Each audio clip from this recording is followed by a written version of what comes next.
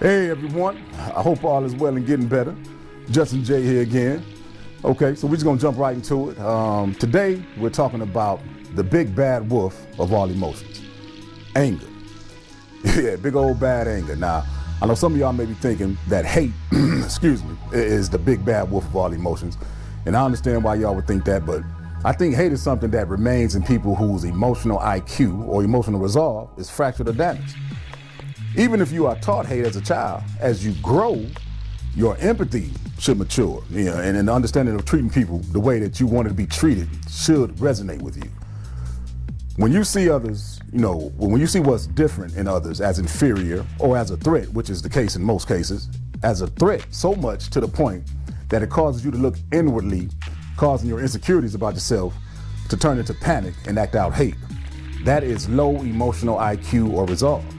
When no one is bothering you or thinking about you, but you create an invalid conflict inside yourself. So even if you're taught hate as a child, taught what hate is, your emotional IQ or resolve should mature and you should grow out of that mindset. It reminds me of when I was locked up, a story when I was locked up. I used to work in the kitchen and I got cool with this older white guy. I was in my early 20s and he had been locked up for over 20 years at this time. He'd been in prison since he was 19 years old, and so we had gotten cool. And one of his kitchen responsibilities was putting the food away. So he'd always wrap up something extra for me if we was having something worth wrapping up. And I mean, we used to talk sports and about what's going on in the prison and outside the gates concerning our loved ones and our future plans. And he was as humble and genuine a person that I'd ever met. He wasn't a weak-spirited man. He didn't shun from conflict if someone was on that BS. So it was about a year in knowing him. And this particular day, we happened to be in the shower area at the same time. Now, this particular prison had two-man stalls on every floor. So only two people in the shower area at a time on each floor. So I'm in one stall and he's in the other. And we're talking back and forth. And I can't see him, but he can see me. So I get out of my shower stall first, and I'm drying off. So he gets out of his stall, and I see all these tattoos, all these hateful, just some of the foulest BS you ever want to see tatted on a person. And I remember looking at him and wanting to say something right then, but I remember thinking, this is the shower area, this ain't the place to be arguing and possibly fighting with a naked ass man. So I leave without saying anything. Now, y'all gotta understand, in the prison construct is similar in some ways to the outside of the walls, the construct of it socially. So we only talked when we was working in the kitchen, and I didn't work out with him. I didn't play cards or walk the track with him. So I wouldn't have said nothing to him because I wouldn't have ran across him again that day. So the next morning when I get called out to set up for breakfast, I see him and he speaks. And I straight cut into him, like, don't be what's up in me, man, with all that fuck shit on your back, and, just stay the fuck out my way, white boy, before I crack your damn head.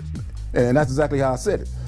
So, and I remember, because I remember thinking all night, man, he been giving me food, man, what if he done something to the food? So I'm looking for any reason to just jump into him. Now, I'm 23 years old at this time and full of untempered fire, but what happens next taught me a very valuable lesson about remorse, humanity, guilt, regret, and decency. He used to always call me a good man, Judge, you're a good man, and he was like, man, you're a good man, just let me talk to you. And there was a look that was on his face that allowed me to let him talk to me. I never forget that look. It was a look of humiliation. It was a look of hurtful, apologetic, like he was begging for absolution. So he stopped working and started to explain what he was taught as a child. And he said until he got to prison, and it took some years, but eventually he's seen how beautiful and kind and spirited and strong and decent most black people are. And those was his exact words, most black people are. And we talk, and we're talking about criminals, let society tell it, a society, by the way, that created and governed, this society through breaking every law, that so-called holds up this so-called criminal justice system. So we talked to the point to where they was calling him back to the line to finish his job. And it didn't dawn on me that he always wore long sleeve shirts, even in the summertime. And he brought that to my attention. And he was saying that the shame that he felt wouldn't allow him to display those tattoos anymore. So, all was forgiven, and forgotten and forgiven, because he charged me with forgiving him. So I did. Because like I said, he wasn't no fluff or film about him. And we went on with a better understanding of one another, which allowed us to learn more from one another. And we remained cool until the day I left. So, with all that being said, my understanding is that hate has to be acted out to hold any weight. Emotions don't have to be acted out for them to be real, but hatred does.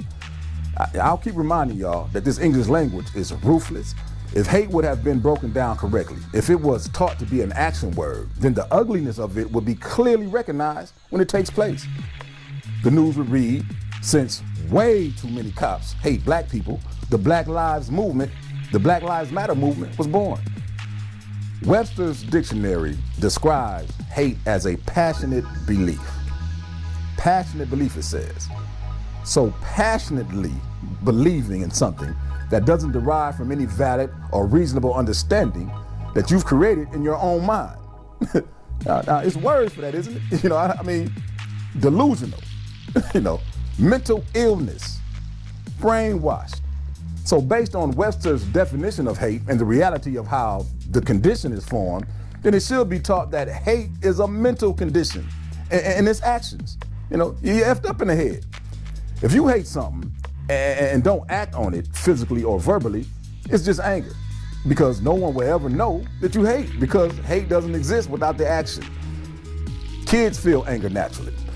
They don't have the ability to be so emotionally invested to misinterpret something so negatively, that the condition to process the condition that hate suggests, to process the condition that hate suggests, They just get mad as hell.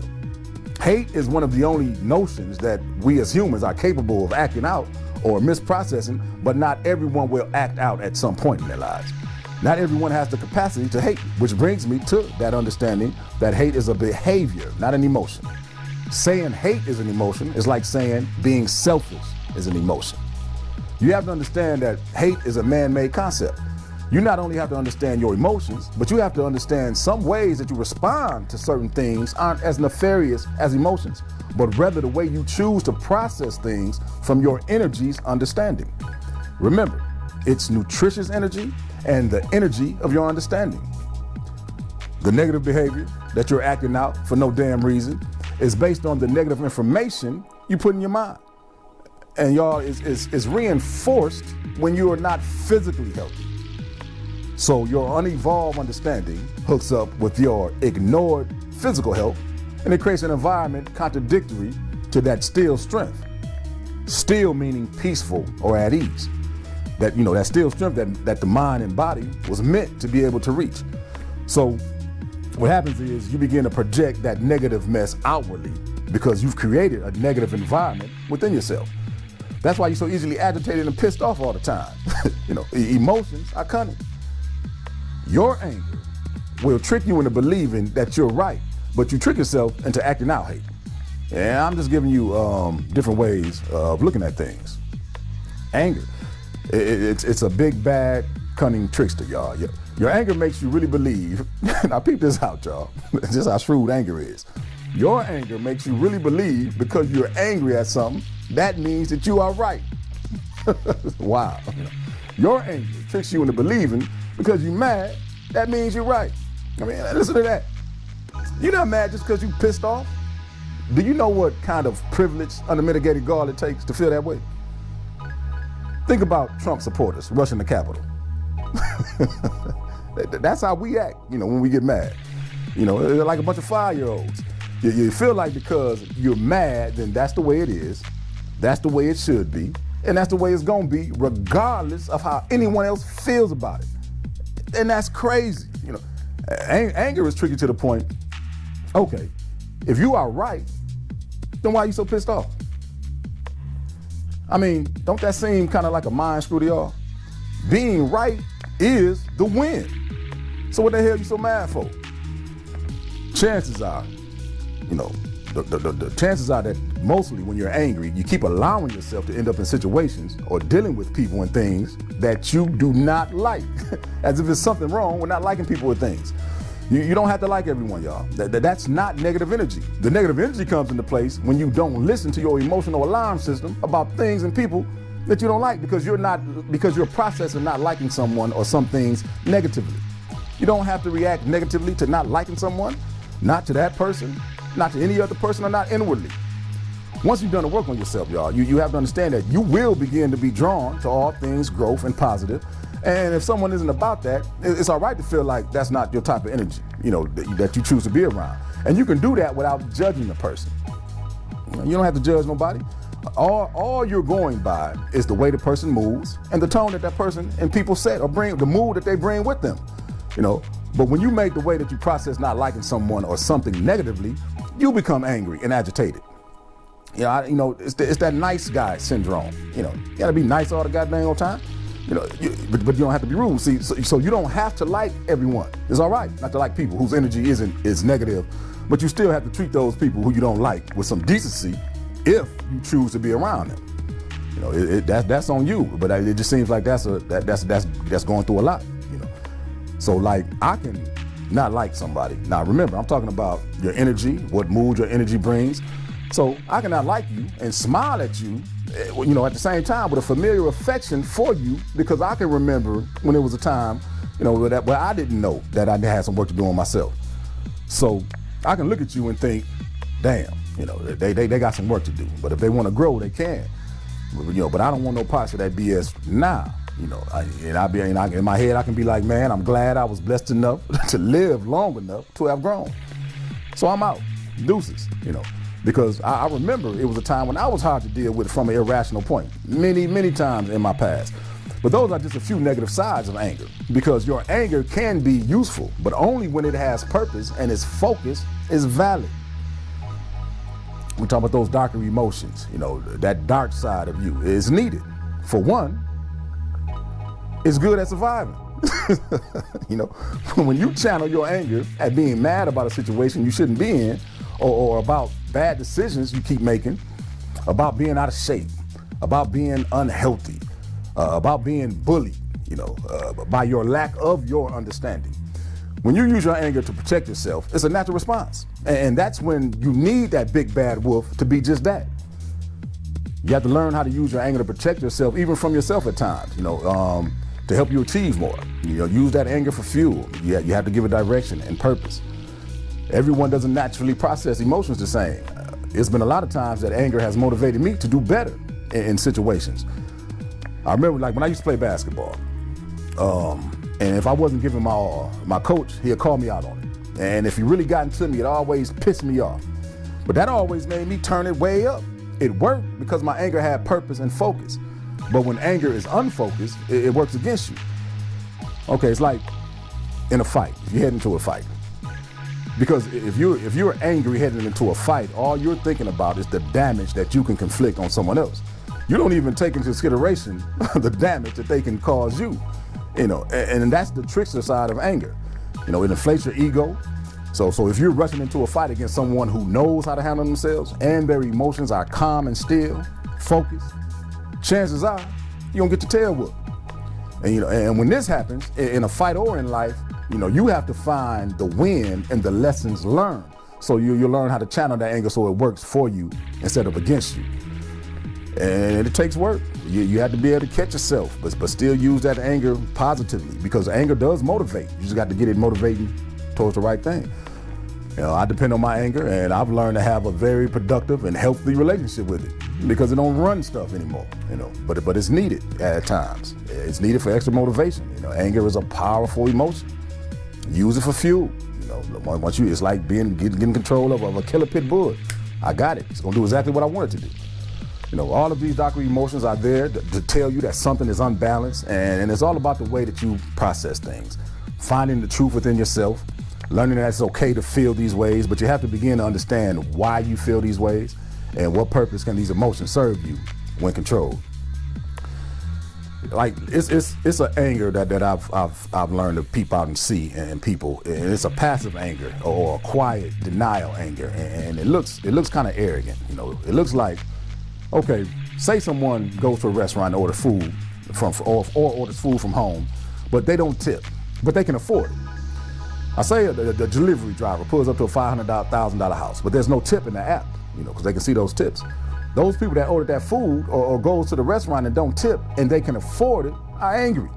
Can't think of any other reason why they wouldn't. Knowing how the waitresses make their living, knowing that the drivers are using their cars, putting their own gas in them. So what other reason would they have for not tipping? I can't think of any but anger.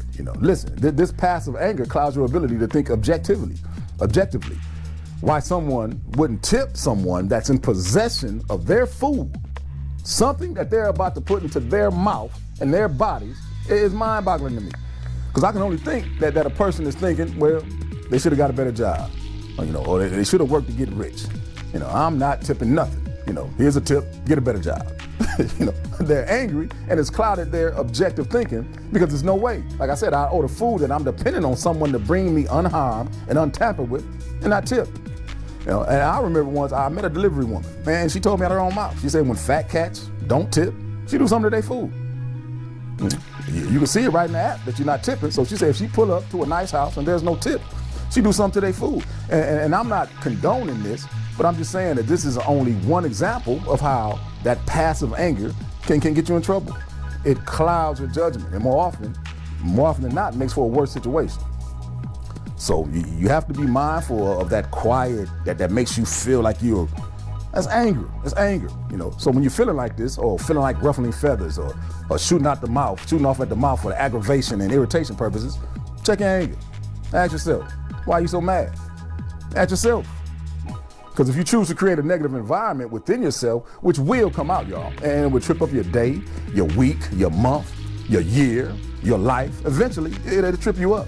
And if you choose to exist this way, you have to ask yourself, why don't I like myself? Why am I pissed? What am I pissed off about myself for?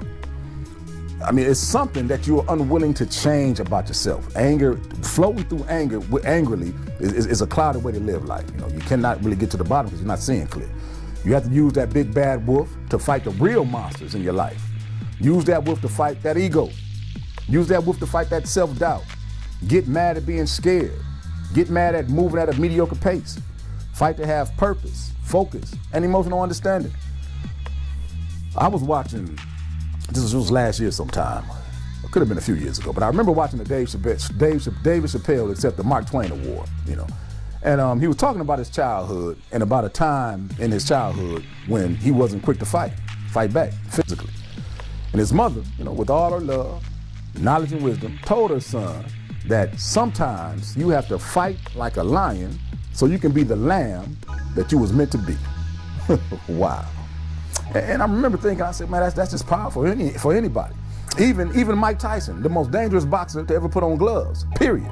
Even to Mighty Mike, that jewel of wisdom will hold relevance because we all want to be that lamb emotionally, peacefully grazing on food and life that we don't have to hunt down with the bloodthirsty energy on a beautiful meadow, easy like Sunday morning.